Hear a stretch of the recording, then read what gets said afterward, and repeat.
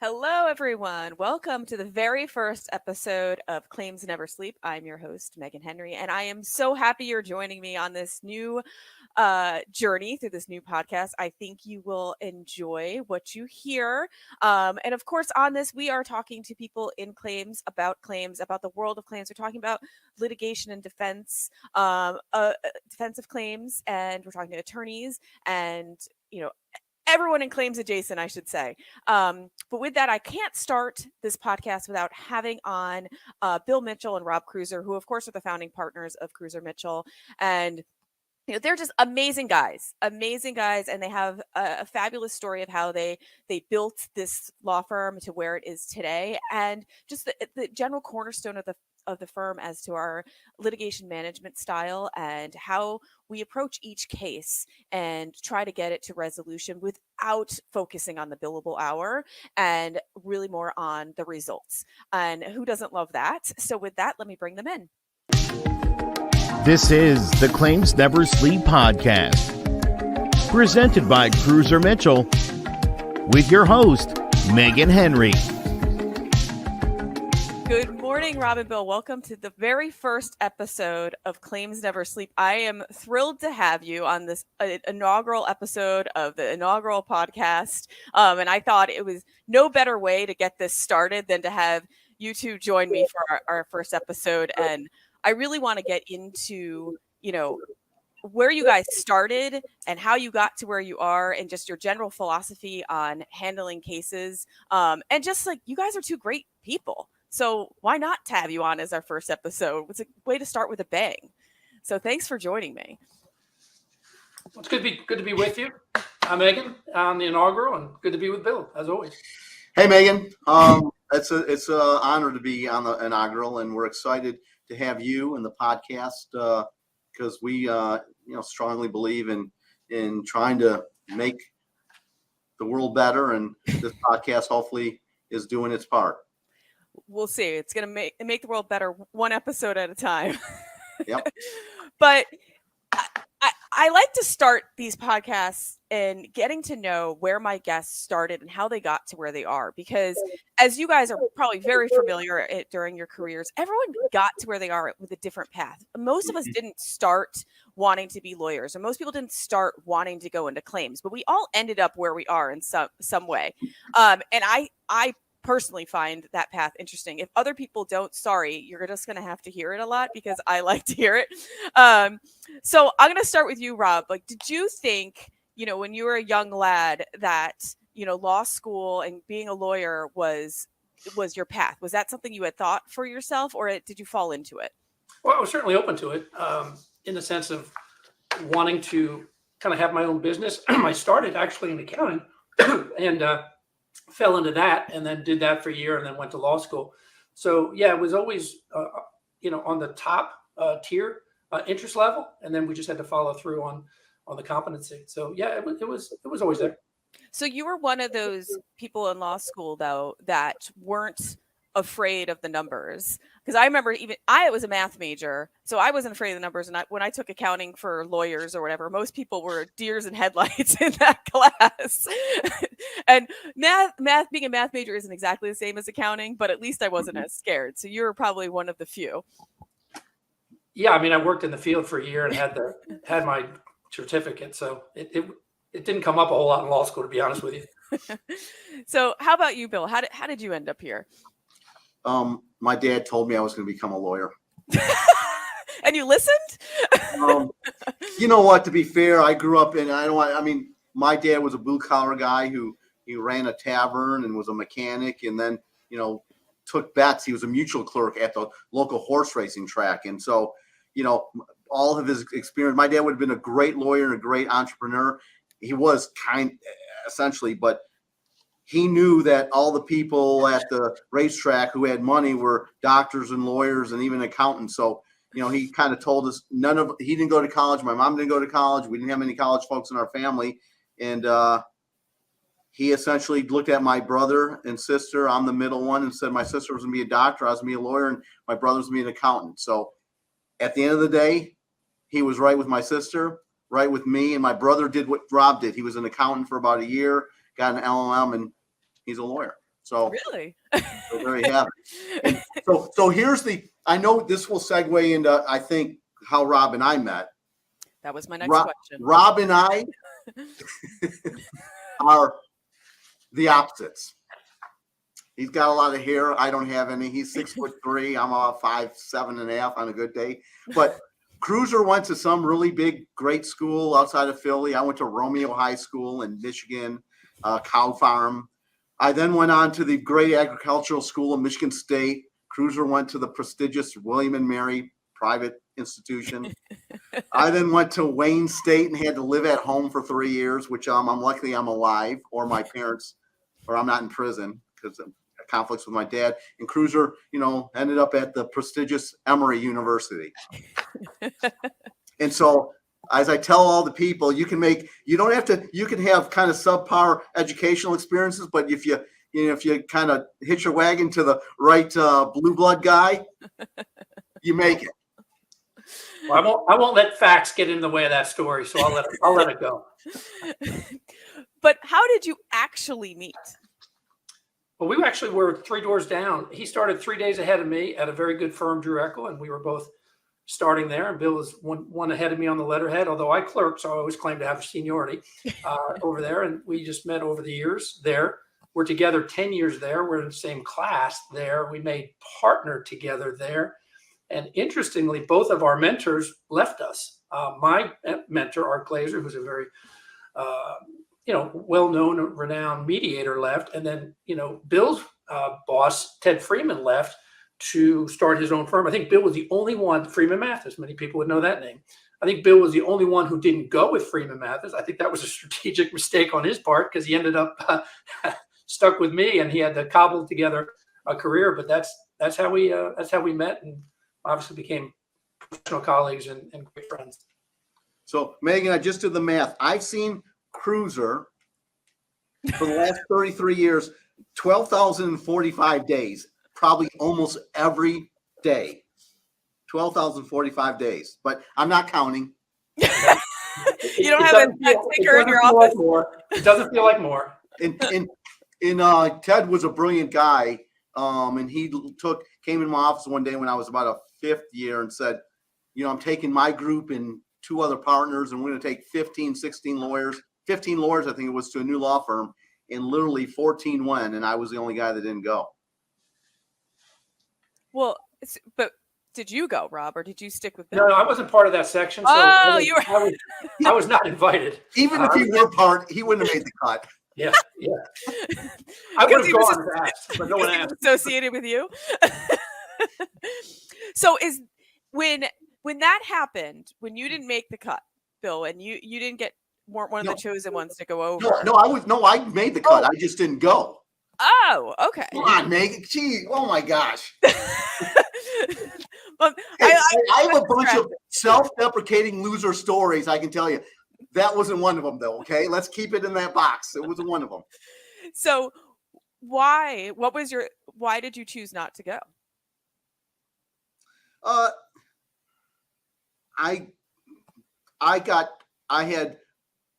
Drew Eckel probably had 20 partners at the time, and 20 partners came in and kind of gave a pitch of why I should stay. And trust me, I wasn't a superstar. The pitch was probably more out of competitive to undermine them. And you know how it happens when people are leaving, everyone's trying to grab people.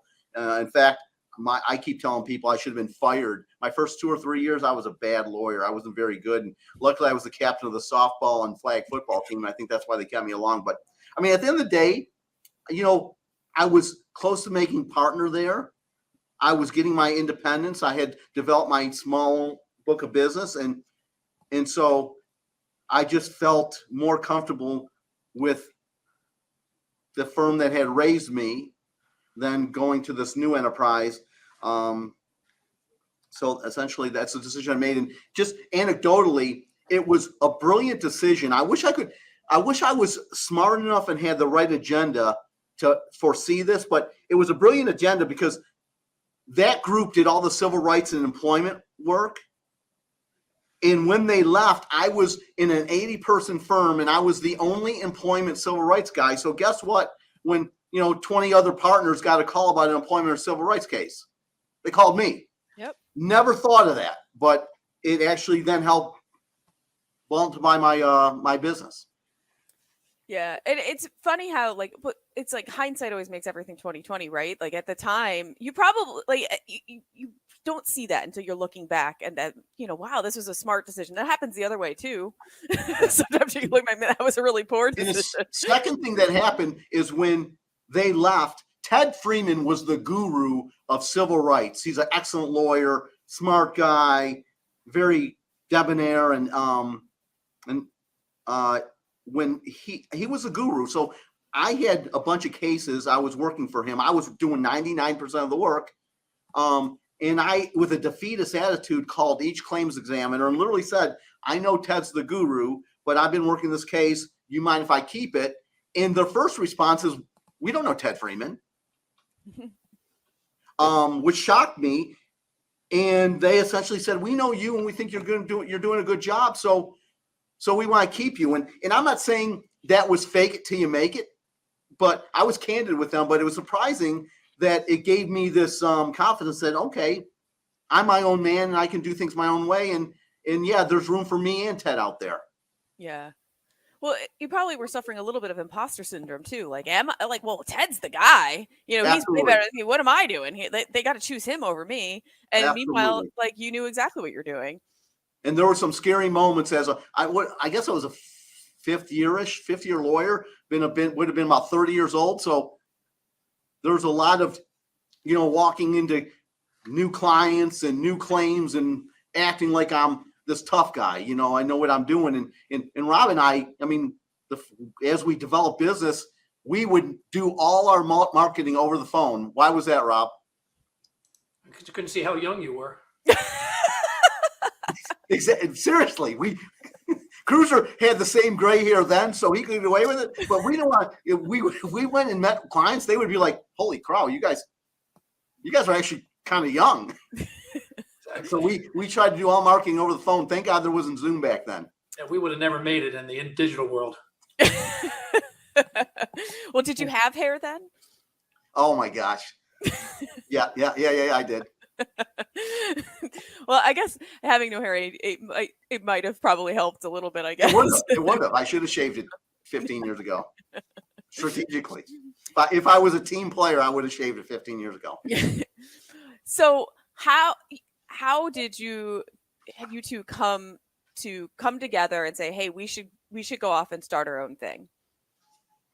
Well, we were both unmoored, unanchored. His partner left, my partner left. So it basically, I think Bill was the first to kind of bring it up, and it didn't take too long to have me come around. But it came down to this concept of, we were pretty young actually. I think I was 35, Bill was 33. But it came down to kind of wanting to be the captain of our own ship, mm-hmm. and then going from there. I mean, we thought we could grow it. I remember being at those early partnership meetings, and there's like 24 people at the table, and we're down at the end of the table, and you're like, well, it's going to take a long time to get to the middle of the table, let alone the end of the table. So I don't know, Bill, I remember that mantra, captain of our own ship, was resonated back then. Yeah, it was. And I just think we were on the one hand too dumb to appreciate all the risk and what have you of going out on our own. But on the other hand, we felt like we were entrepreneurial. And I would never have said that when I was 18 or 25 or even 30 that I'm entrepreneurial. In hindsight, we're both pretty entrepreneurial guys, but our attitude is, if we were going to do well, we wanted to do well. And if we weren't going to do well, we shouldn't do well. And so in every compensation meeting for the 2 or 3 years we were partners, there was always it just wasn't it was their firm. They had every right to do it how they wanted to do it. And I love those guys. They made me a good lawyer, I think. But we never understood how we got paid. Mm-hmm. And so every year was kind of disappointing. And frankly, after now I understand the numbers, it should have been really disappointing. Back then I understand the numbers. But I guess so at the end of the day, we just felt like, if we don't do well, we shouldn't have, it's not, we believed in capitalism, not socialism. And some people aren't like that. They rather, if I have a bad year, I want my partnership to scoop me up and help me, which is different philosophy and not a wrong philosophy, but just not our philosophy. Right. So tell me though, how, when you first started, was it just you two? Did you pull on people from your firm? Like, so go through that process with me, because it's not easy to do. What you did is not easy. And so, and starting your own firm and bringing people on. So what was your process? It was a humble process. I mean, Bill and I and his brother, we literally took the files by hand, put them in the back of Bill's truck, and we took them that way. Our first was just a sublease space. There was just 6 of us, 4 attorneys, 2 staff. I didn't have an office. I sat in reception. So when the FedEx guy came, I would sign for the FedEx pack. We didn't have a postage machine. For the first 2 weeks, I was taking our paperwork letter down to the post office, buying stamps and dropping them in the letter. So it was humble. Meghan, we believe in every person in a firm should be at their highest and best use, and we found it for Cruser early on. I mean, he's one of the top. And we've been together 33. He's a top 2 receptionist. He's just that good. The way he interacted with the UPS and FedEx guys, brilliant. I never got anything lost in the mail. He went to the post office and it got in the box. I deliver. I'm the mailman. Well, what's interesting, we subleased, and it was such a budget-oriented operation. We bought our desks from our sublet tenant, and they charged us $100 a piece. And so we scooped up 4 or 5 desks. I had that desk for 25 years until Mitchell told me I couldn't use it anymore. It was veneer covered. It was actually getting beaten up. But that was kind of our mentality, is, cost structure, keeping it humble. And that's kind of permeated even today. We're pretty tight on expenses. I mean, Cruser's desk, I mean, he likes to play that part, and he is that guy. But his desk was so bad that if you put tape on it and ripped it off, it would take the veneer off. So I'm glad that I have 10 fingers, because we literally, although we bought a lot of desks internally, we had to move a bunch of desks, and I almost lost my fingers. Like he and I were like at 10 midnight moving desks around. And our secretaries, you have the L-shaped desk. My secretary had 3 changes of opinions the first month, and the Cruser and I are down there, and she didn't want this L, she wanted that L. We moved it. Remember that, Rob? With 3 times, yeah. We fixed my secretary's desk because she didn't like the L shape. Painful memories. Yeah. So, what are some things or some tips that you learned during those beginning years when you're just getting started? And I'm going to follow that up too with I want to hear some mistakes that you made too. Well, the things that we did right will take about 4 minutes. The mistakes, we'll probably need a second episode. Well, let's hear about what you did right, and we'll pull out a few mistakes, maybe some key mistakes. The biggies. Yeah. Go ahead, Rob. Go ahead. Yeah, I'd say part of it, whether you're 6 attorneys, which we were, or 106 attorneys that we are now, and we have just under 200 employees. So either way, I would say, talent selection was very key then. We had very good talent. We had the right incentives. Bill alluded to it earlier. Some firms, they have a black box. It's not based on performance. I really always believe that you have to incentivize top performers. Top performers will not subsidize mediocre performers for long, and they certainly won't take instruction from mediocre partners or a group of mediocre partners. So I think one thing we always had from the beginning is we had the right incentive structure in place, that we retain top performers. They want to stay. They don't want to leave. And I think that's always been very key to our success financially. We've never borrowed money to pay ourselves or anything like that. So we've made mistakes in the talent selection. There's very vivid. One of our offices did not work out.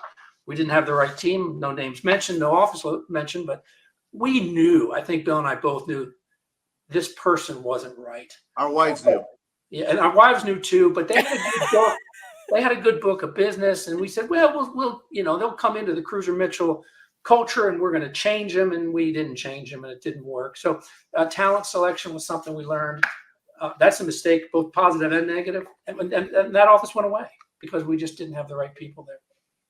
Well, and I will say though, I mean, you can't change people, right? You kind of have to find people who fit what you're doing. And if you're it's like the square peg round hole. If if you're having someone who doesn't fit in the overall philosophy, you're not going to be able to change them to fit in the philosophy. So it likely is not going to work. Megan, it sounds so reasonable when you I put it know. like that. We just didn't get it on a couple people. It takes a long time to realize you can't rewire people to some degree. We went away, we didn't hire first-year lawyers forever because our clients didn't want to for various reasons. They're not experienced, blah blah blah. They're not efficient and effective. But we did several years where we were going after laterals. Well, some lawyer that's been out there for 6, 8, 12 years, they are who they are, and you can't rewire them if they're. We learned that. So we've been back to we want to train our people to embed them into our philosophy and how we do things in our methodology. Because that's the foundation who we are. If you don't mind, I wanted to comment on what we did right. Yeah, let's hear it. The fundamental thing we did right is we chose the right partner. And I'm not going to get mushy, but I chose the right wife. I can honestly, you're going to be shocked, but I'm kind of a irritable guy sometimes. I have never gotten sick of Cruser or my wife in my whole life. I see my wife every day. Everyone I kind of get sick of, and I need my time out. I need to go to my space and be left alone. Cruser and I, Cruser will probably say there's more than that. Cruser and I, what I called awkward moments in 33 years and 23 years. Is our firm 23, Rob? 23? Yeah, 23. Yeah, 23. We hit no more than 5 awkward moments, and probably 4 were my fault, and the 5th he was just a stubborn SOB. But so, and I think the bottom line is we never keep score. There's no the competition is actually we had years where Robb did really better than me.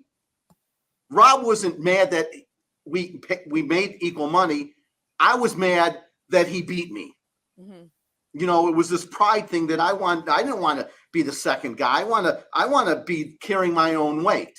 And so there was that. And I guess you could say what I learned is we learned whatever was important to the other guy, let him have it. And this is a minor thing, but and Robb probably deserved to be Cruser and Mitchell, but it was important to him, I think, more than me. I wanted a nicer office. So when we were in that bad area, he outmaneuvered me. He was thinking long game. So for 6 months he was at the reception side, the nice corner office, and then we expanded and boom. Now we're at a corner office. So but it's still Cruser Mitchell. So it was brilliant. But seriously, I think and Ray Eckel taught us that too. Ray Eckel of Drew Eckel and Farnham, who was the biggest rainmaker and didn't make what he should have, because he was always trying to work and make everyone else happy. And I think together we've done that, and we've tried to sprinkle that through the whole philosophy of the firm. Yeah. Go ahead. Yeah, I just call that, as far as compatibility. I think I like a can-do spirit, competence, and compatibility are kind of my 3 watchwords to a growth trajectory for any firm. And the third on the compatibility, my third point is generous spirit. And that's what Bill's described. When you have partners, I remember Barbara Bush's famous statement. Well, what made your marriage work so well with President Bush? He goes, well, we were both willing to go 75% of the way. Mm-hmm. And I'm not saying any partner should go 75% of the way, but if you get a partner like Bill, he's always willing to go 60% of the way. And I try to do the same. So if you've got partners who are willing to go 60% of the way, give the other the benefit of the doubt. It's just a lot of the nothing really materializes to fight over. And then we have a little procedure. Bill said if it's really, really important to him, but he didn't mention the second part, and he's willing to do the lifting, have at it. Now, if it's really important to him, but I got to do the work, no. If it's really important to him and he's willing to do the work, of course, I defer to him. Yeah. And you know what? As Robb said, I'm willing to go 65. And when Rob was willing to go to 35, that's why it works.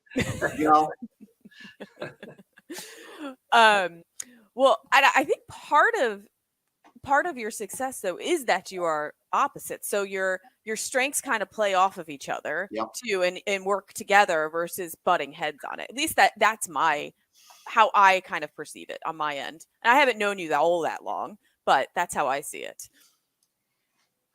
I don't think we're as opposite as people think. I mean, Yeah, we both work 8 to 10 hours a day. We both are, we have the same sort of levels of generous spirit. I think it's a good shtick. I don't know. And I like the shtick, but I think in reality, every time I think of something or he thinks of something, I think, oh, that's a good idea. Let's do that. So yeah. We don't have, I think I just told you we had 4 or 5 awkward moments in all these years, which means we think alike. There's different stronger strengths. Like, here's a great, here's an example. So, we start Cruser Mitchell. Can I tell your dad's story quickly, Rob, or is that okay? Yeah, go ahead. Let's Bill, even go. He's dead. You won't care. He's dead. Yeah. Well, you might care.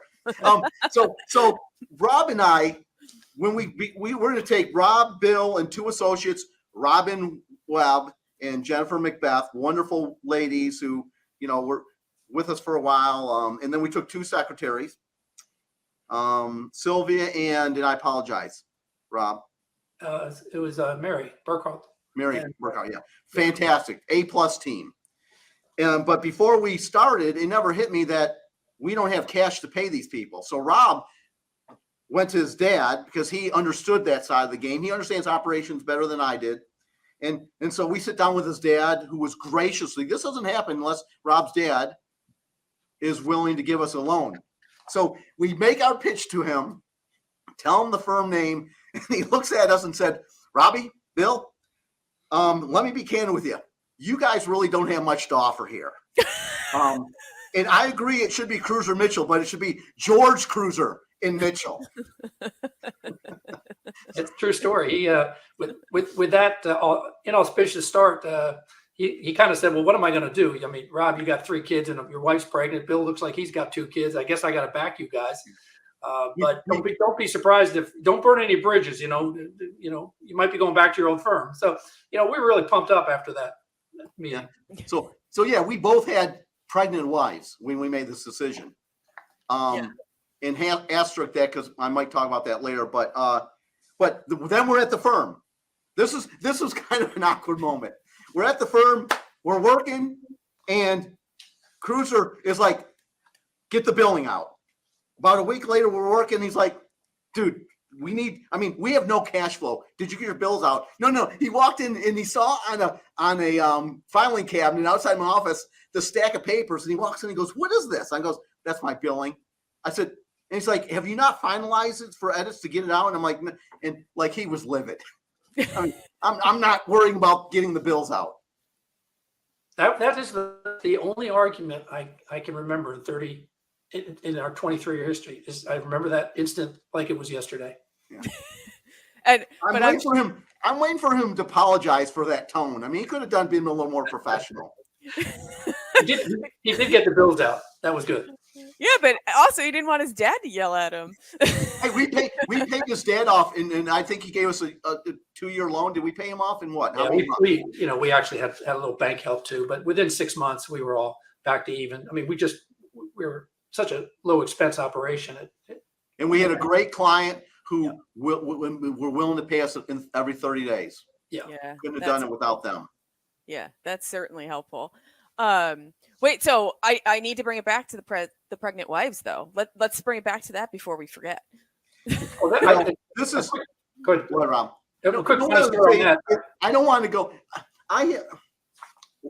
The asterisk there was I have partners who come into my office once in a while who will say, because marketing and networking is so important. They'll just say, I'm just too busy. I'm 45 years old and I have 2 kids and I'm working in a lot. And I'm like, I was 33 and I had, a 4-year-old, a 2-year-old and a kid on the way. And Cruser probably had a 6'4" and 2-year-old with one on the way. And, we did it, and when any marketing event, we did. We billed our time. So I think if you have capacity or want to do it, you can get it done. And I didn't articulate it perfectly. Rob, any comments? No, I call it the midnight hours principle. is I had a buddy in high school, and long story short, he did this big video. He made a movie for our Spanish class. And back in 1981, no one made movies. They were impossible to make.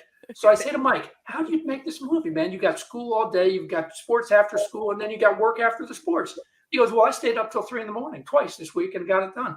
I thought that was cheating back then. I was like, you mean you're allowed to stay up till 3 a.m? It was just a foreign concept to me.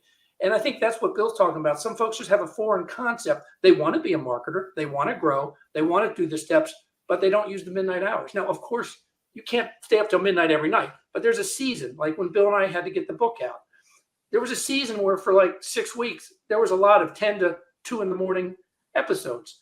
And if you're not going to willing to do the midnight hours, then don't tell me you're interested in growth, and don't tell me you're interested in control. You're interested in the status quo, and that will not grow. Yeah, it's funny. I have like it's similar. I have this conversation with my kids a lot. I mean, they're younger, but like they play sports, and I always say to them, going to just to practice and your games isn't enough. Like if you want to stand out, you need to practice at home. You need to do other things. You can't just go to the scheduled practice that your coach has and then show up to the game if you want to put yourself ahead of everybody else. They're not totally getting this concept yet. They have yet to do much practice at home. But I've given the same advice to my wife. If she wants to be a better cook, she needs to practice more. Well, sure. We're working on Bill's motivation behind that advice. We're working on that. Does she enjoy her cooking? He's an angel. All she needs to say is, "Hey, Fatso, shut up." But she would never say that to me. But I'm teasing you. So, what are some key mistakes that you look back and you're like you learned from? I know you learn from every mistake, right? But what are some of the key ones that stand out to you now? Rob made most of them, so they're probably at top of mind. He's checking his notes. He's like, I have a whole list. It's where we begin on this list. This is crazy. As far as mistakes, I can tell you what we certainly have made them. I told you the one story about we knew that one partner, they were not right. But by and large, there's obvious mistakes you can make. Borrow money to pay yourself.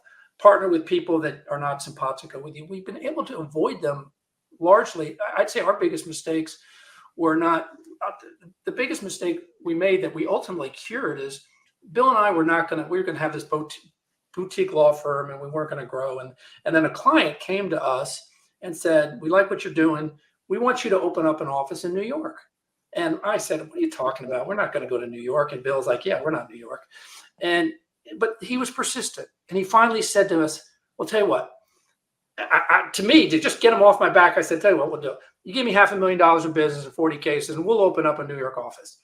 And he said, "So if I do this and that, you'll do it." I'm like, "Yeah, that's right. Good luck." He goes, "Done." I'm like, "What's done?" He goes, "You just said this. So I'm going to give you those 40 cases and the $500,000. You got 30 days to get it started." And we still resisted. Well, opening other offices was one of our foundational operational successes. I mean, it led to cross-marketing. It led to cross-pollination of knowledge. It led to the national firm. But we were so stupid that we didn't see it. We actually had to have that once-in-a-lifetime experience, which we didn't deserve. How many people say start a new office because we like you guys? It should never have happened. But fortunately, this client persisted through our stupidity, and we didn't have to live with the consequences of a small local firm that never got beyond regional. So that always comes to mind. You know what, Rob? And it's about, and I talk about it in litigation management. The term might be imagination. Our brain limits many times our opportunity, and it was a concept. We didn't have the imagination to ever think that this little boutique could turn into something bigger. We just didn't. Now today, I have the imagination from, we wrote these books, right? Why is some firm in Norcross being a thought leader on litigation management? because that can happen. That's why we do it, right? But back then, I was adamant. What are you, crazy? We're going to commit malpractice. Well, we're going to, and then so you go from the, Robb's writing a book on these processes, and I think, you want to surround yourself with people that aren't, no people and not absolute yes people, but, hey, you could have been rational about it and say, Bill, you worry about malpractice? Get more malpractice insurance. Hire a really good lawyer that won't commit malpractice. So there were ways to address the issues, which now that's how I think about things when something comes up that's new. Okay, what are the hurdles? Well, how do we mitigate the risk of the hurdle? And sometimes it's like, you know what, we can't mitigate, it's not worth it. And many times is, if we do ABC, we're fine. Especially if there's a good upside. If there's a good upside, then the hurdles become less. If there's no upside, it's like, why are we even talking about this? But we got to make sure there's not much upside. We wouldn't have thought there was much upside to having other offices. So having that open mind, I'm thinking of all the things we almost didn't do, but we ended up doing it because we listened to other people, the other offices. Well, we weren't going to have other offices. We did. Well, we weren't going to have many in other states. Now we have more lawyers in other states than we do in Georgia. Well, we weren't going to change our secretary to attorney ratio. Well, we did that. We weren't certainly going to do remote work. Well, we've accommodated that. Well, we're not going to get involved in silly podcasts, yet here we are. There are so many different, I could take you down a list of 10 things that we said no to, but at least we've recognized our infallibility and we've gone for things that we thought, okay, that's got a decent upside. And, we've certainly had some failures, but, that's led to me, one of our foundational strengths is the other offices. That's just been such a game changer for the firm. And that doesn't mean we haven't been cautious. Like I see these firms that just gobble up 8 lawyers, 10 lawyers. But like some firms have grown 5x in 2 or 3 years. It took us a decade. And when that client came to us, I actually think they may have wanted California. They said California, New York, and we did New York. They said do California. It took us a decade or more to find Mark Zimmett in California. We interviewed a lot of people. We just couldn't find the right person. We couldn't find the right partner. It took 16 years. We brought Mark on in 2016. Yeah, we did. Texas makes perfect sense for us. Yeah, we can't find. We've come close. We've gotten to the altar actually with somebody, and then said no. So we are very strategic, which shows you, Meghan, what an honor it is that you get to work with us. We're that cautious and that selective that you made the cut. I know. Whew, for now. I never gets old, man. Never gets old.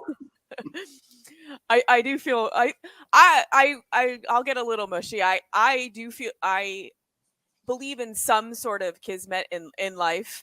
And that's how I got connected to Patricia Baxter, who was connected to you, and then she connected me to you. And I feel like a lot of things happen for good reason, and and you have to go with your gut. And I remember after I talked to you, Bill, a few months ago, I called her and I'm like, I think I got to take this leap. It just feels right. Everything about it feels right. Did you know strategically Cruser was kept out of those initial conversations? Well, you hit him well. Exactly. Hey, Bill's the face guy. You got to go with the face guy. You know what? So Patricia was a partner in Philadelphia, and she had to leave for good reasons because a book of business was leaving for unrelated issues related to Cruser Mitchell. Just changing the guard of the client. And she had to leave. Luckily, we left on wonderful terms. Told her the door was always open to come back. We have communicated with her. How long has it been a decade?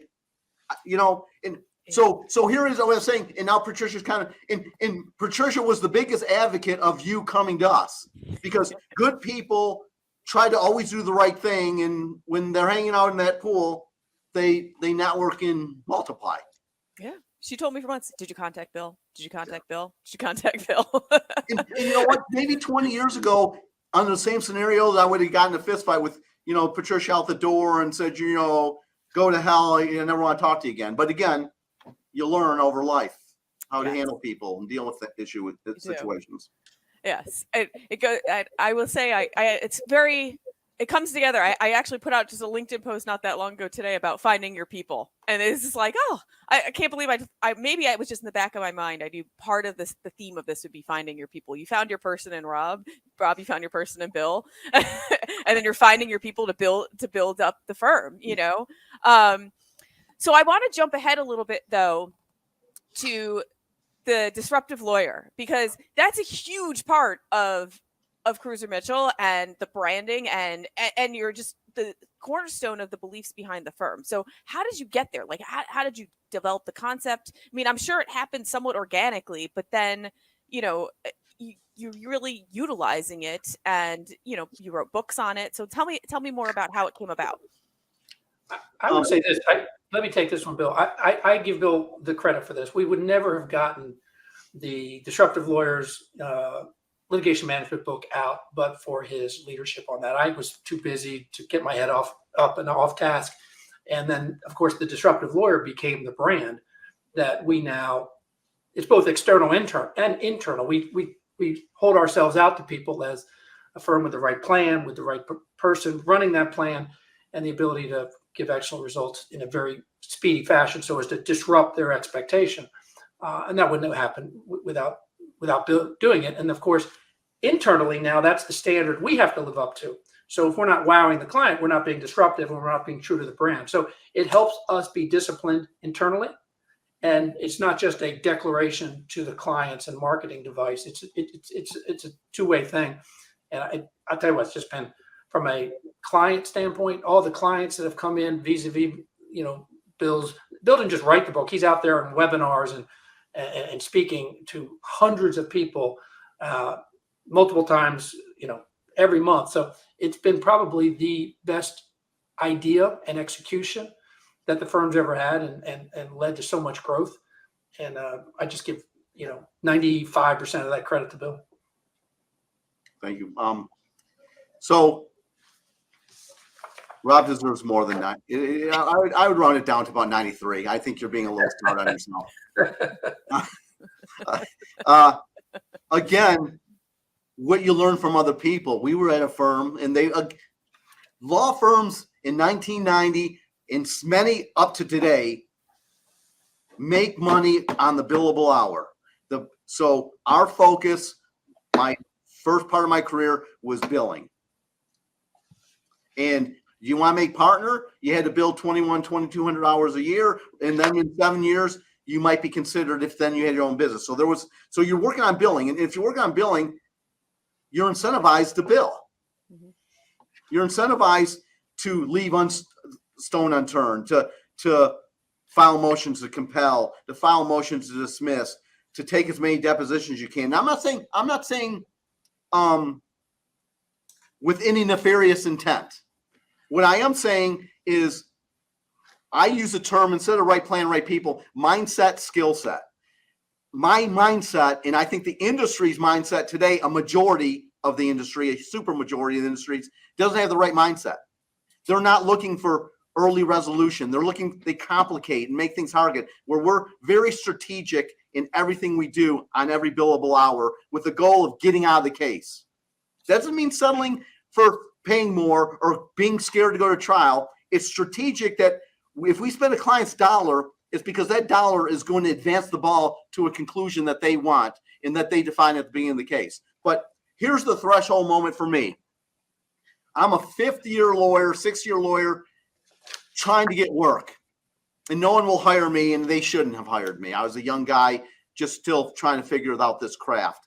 And I kept reaching out to this guy named Charles Spencer with the Hartford that a partner had introduced me to, and he had just picked up the DeKalb County Schools book of business. And so I took him to lunch, and I'm sure he looked at me and said, you know, you're a nice guy, but you're like 5th-year lawyer, you know. So one day he calls me, and he says, hey, Bill, you've been nipping at my heels. I have an opportunity for you finally. And I'm like, what? He said, here's the deal. I've been doing DeKalb Schools for a year now, and we have all of these immunity defenses. So it's, you know, we win most of our cases, if not all of our cases. But he said, what's going on is the school district has been using this attorney for a long time. And although that lawyer wins all the cases, they win the cases by billing about 70 or 80 grand every time, filing a motion for summary judgment, and then winning. And Charles said, so we got a new case, and it's a sad case. It's a death case of a kid. And there were 3 or 4 other co-defendants in the case. And he said, I got the budget in the opinion letter. And the opinion letter says, blah, blah, blah, blah, blah. After 10 depositions, we will file an MSJ in 9 months and we'll win. And the budget was $70,000. And Charles said something very simple. You get rid of this case cheaper and quicker, and you're my lawyer. Which is the antithesis of everything I knew. Mm-hmm. And so, bingo, new mindset. Luckily, I didn't appreciate if I had the skill set. I didn't know if I was a master negotiator back then.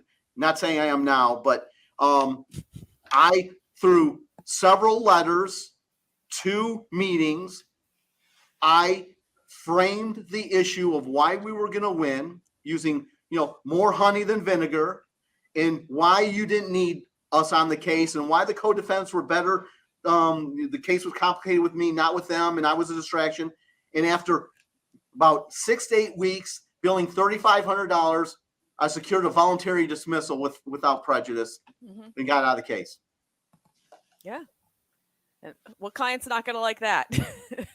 Well, that's the lead story in the book. So there you go. Yeah, it's right there. In the so bingo.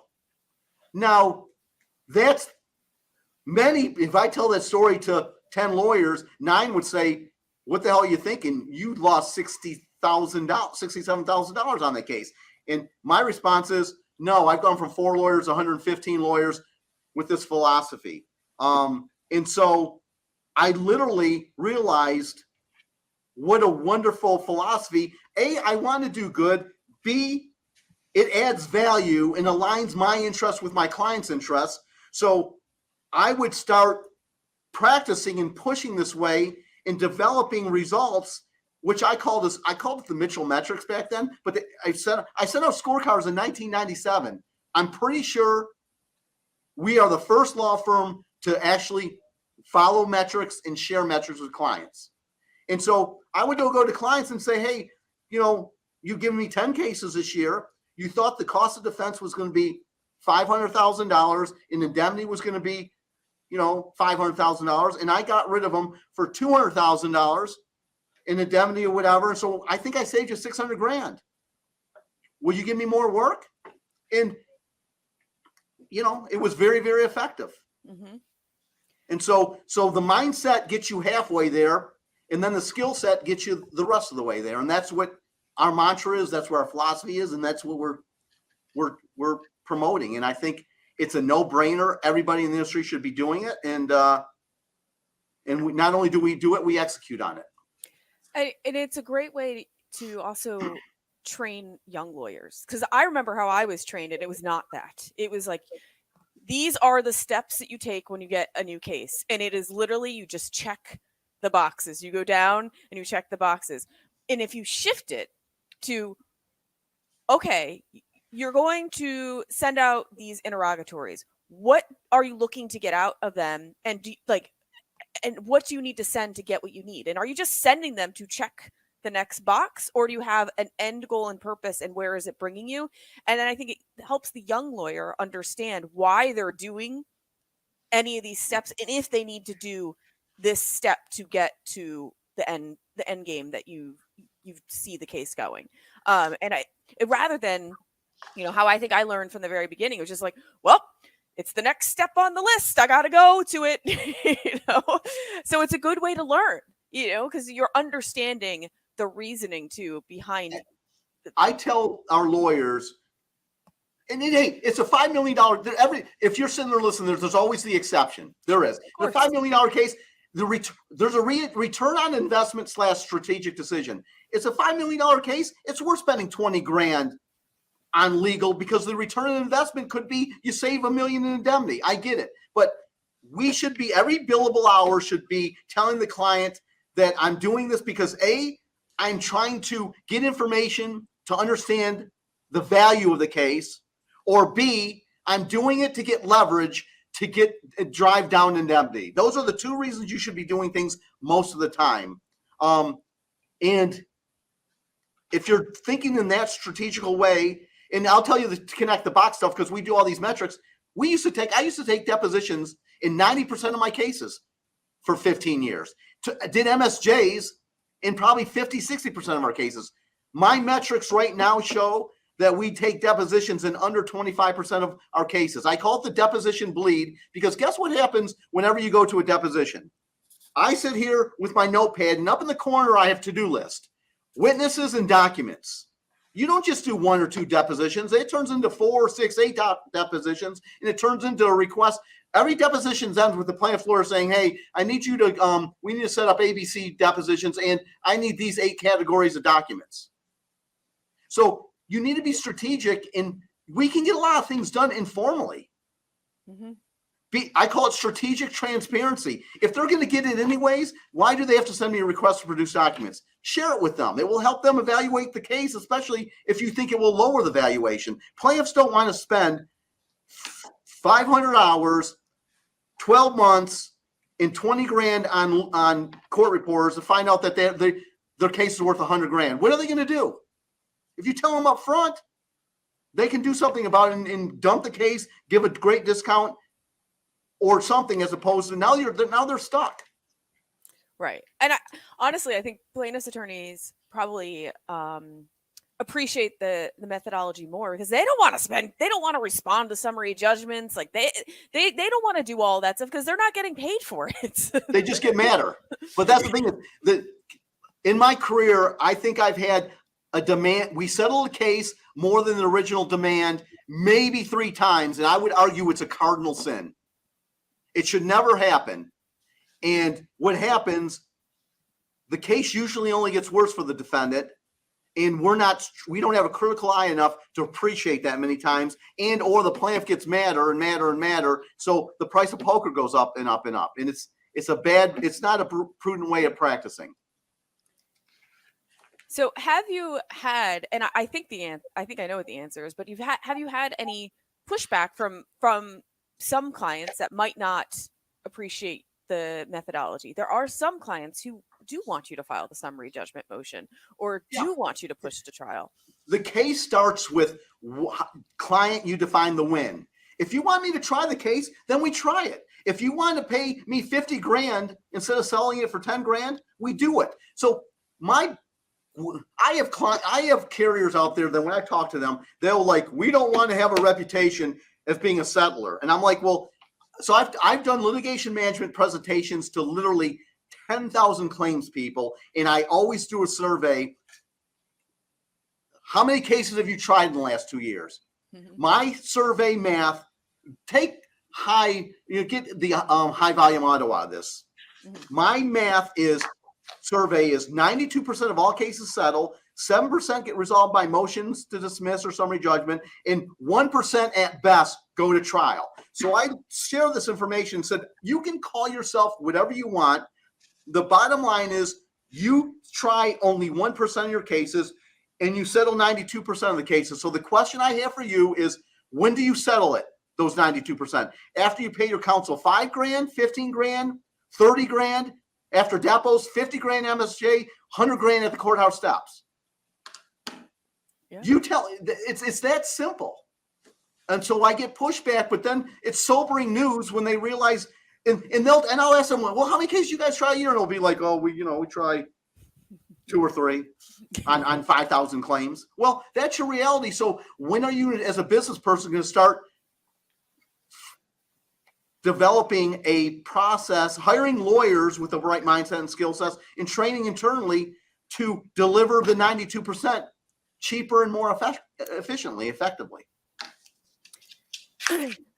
And often too, I mean, I feel like with the trials, it's almost like an older school mentality, that sometimes they want to be able to say, oh, we'll go to trial, we'll push this to trial. And in reality, trial is so expensive and risky. It is risky because if you're going to trial, it's never a slam dunk. So there's just a lot of exposure. Look, I'm gonna comment, and Robb has a big quote great quote about trial. But bottom line is, if you can get more leverage, you get return on investment. if you believe that by paying me 50 grand to go to trial will lead to a courthouse settlement for 400 grand less than indemnity, bravo, do it.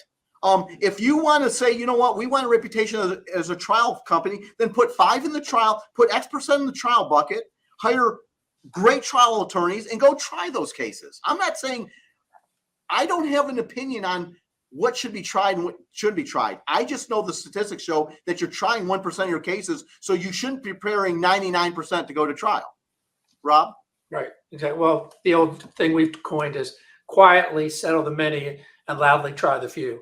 And that's summarizing what Bill said. Yeah, I mean, pick those cases that we're going to try, and we'll try them, and then let's quickly, right mindset, right skill set, get rid of the rest, and then use metrics to measure whether or not we're accomplishing it. So, I mean, just listening to Bill, you can feel the passion that he has for the book, and that's why the brand, the Disruptive Lawyers, is done. So really, just done marvelous.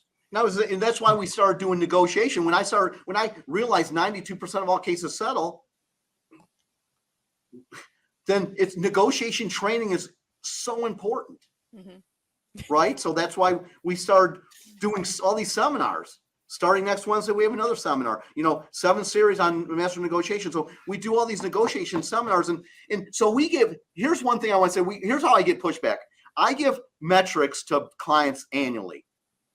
The key is I need to have a good sample size, but I always get the 2 same answers every time. 1, these look really good, but 2, no one else gives us these, so we can't really. It's hard for us to compare. And then the third thing I usually get is a cynical. Can we really trust these? And Rob's better with quotes on this thing, but it hit me the other day. If we have the right mindset and we're tracking this and trying to deliver on this, even if my data is not perfect, the fact that I'm focused on this means I am being more efficient, saving you money. And my horrible metaphor is if I brought flowers home to my wife, she doesn't say, "What's your motivation? Did you go to Walmart and buy these flowers?" She's probably thankful that I'm thinking of her and gave her flowers. And it's I don't want to be impolitic, but anytime we give metrics, I usually get, can we really trust these? Instead of saying, wow, you guys are thinking the right way. Well, if it's not measured, it's not done. So that's the importance of the metrics. And then, what we tell people is, look, these are our metrics. And obviously you have metrics. Just do an audit. Take 5 of these, audit against your life of the case. We say it was 92 days. You double check it, but you're going to see these all check out. And Bill's right. It's like, look, you want to be thinking about it. We want to be thinking about it. We certainly don't want someone who doesn't think about these issues to be part of the solution because they don't even understand the problem. Yeah. Hey, Megan, when I just did a metrics seminar Wednesday, and a lawyer, if I take depositions on 100 cases and 30 cases, and the dinosaur lawyer takes deposition on 60 cases, that's a 30 deposition difference at what, 10? What do you want? How much do depositions cost? 10 grand, 20 grand? Yeah, I mean, so right there's a $600,000 difference. Even if that alone is a solid number. Now MSJ, I do MSJs 10% of the time and I win them 90% of the time. If the dinosaur lawyer is doing them 40% of the time and probably winning them about the same 10% of the time, that's another 40 times 30, a $1.2 million difference. I'm at $1.6 million on 100 cases compared to a lawyer with a different mindset. Yeah. And it goes back to, why are you doing the MSJ, right? Like, is it, you've made a decision from the very beginning of that case, within the first 30 to 60 days, this is an MSJ case. So then every single activity you're doing is to push for that MSJ because you see it from the beginning that this case is worth filing it before X, Y, and Z reason. And it has to do with where you're located, the fact, all the things. But you're not just doing it as another check the box. We're going down the list. Sometimes you're doing it not to win, but because you might dismiss one fact issue, evidentiary issue that will save you a lot of money at trial. You might want to educate the judge. You might want it to as leverage in a mediation. I'm not saying you always follow them to win, and if you're not going to win, don't follow them. But it's strategic thinking. It's just not check the box. That's how we do it. Yes. So we are just about out of time, but I didn't want to end without asking both you this. So you, Cruser Mitchell, you're 23 years in. What's next to come? Well, I wanted to use this platform to announce my retirement. I accept your retirement. in 2035. Oh, okay. Tricked me. Cruser has a countdown on the lease in his office. I don't know if that's a mind game with me or what. You know, he's stuck because of the lease. Exactly. No more long-term leases. You know, I think it's all systems go. You know, Meghan, it's we got the right culture, we got the right people in place.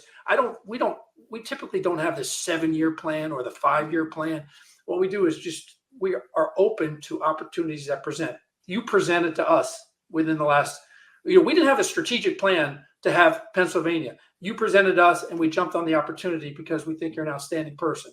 And those, the bigger you get, the more these opportunities somehow find them. You know, Bill does a webinar for 1,000 people and you've got these opportunities of, 100 people come forward and 50 of those are second calls and 25 of those are face-to-faces. And all of a sudden we have a new client or new opportunity. So it's just being open enough to chase those and being active enough. He's doing his webinars. We're both 40-hour, 50-hour week guys still. So, I still think it's all systems are go for the foreseeable future. I think as we will strategically expand when it's right.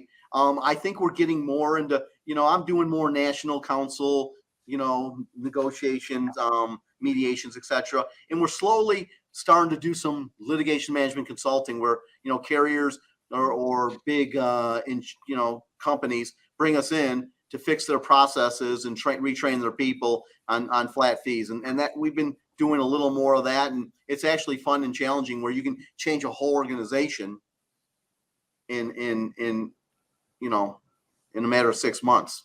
Yeah. I mean, I got a call at 2:30 today with a carrier who's seen this material and wants to they quote want to introduce themselves to us. I'm like, oh, happy to be introduced to you. Talk to you too.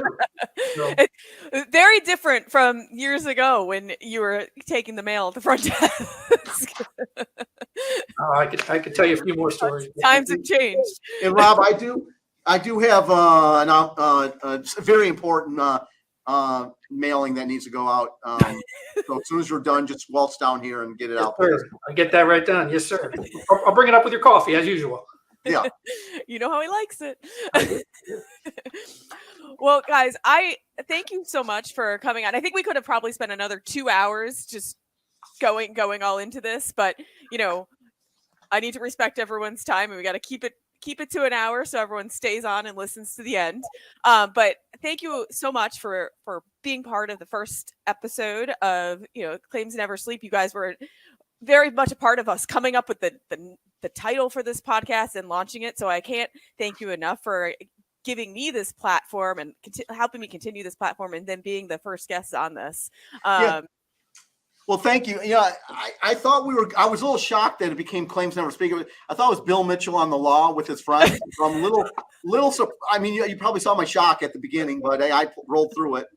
So, hey, Meghan, thank you. You are exceptional. And that's why literally in a 24-hour whirlwind, we recruited you heavily to come aboard because you're extraordinary as a lawyer and you're extraordinary as a person. And this podcast is next level. And we're proud of you and we're proud that you're on board.